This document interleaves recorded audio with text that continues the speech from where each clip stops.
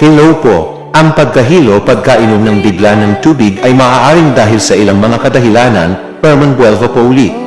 Narito ang mga posibleng dahilan. Una, pagbabago ng temperatura ng katawan. Pangalawa, pagkakaroon ng mga problema sa paghina. Pangatlo, pagkakaroon ng mga problema sa puso. Ika-4, dehydration. Ika-5, pagkakaroon ng mga allergy sa tubig. Upang maiwasan ang pagkahilo, maaari mong gawin ang mga sumusunod. Una, uminom ng tubig ng dahan-dahan. Pangalawa, magpahinga bago uminom ng tubig. Pangatlo, kumain ng mga pagkain na may electrolytes.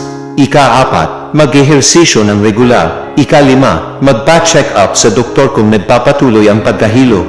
Kung nagpapatuloy ang pagkahilo, mangyaring magpa-check up sa doktor upang malaman ang sanhi at magkaroon ng tamang paggamot. Mga katanungan. Una, ilang beses ka nahihilo pagkainom ng tubig? Pangalawa, may mga sintomas ka bang iba pagkainom ng tubig? Pangatlo, may mga problema ka bang medikal na kilala? Ika-4, anong mga pagkain ang iyong kinakain bago uminom ng tubig? Ingat po palagi. God bless po.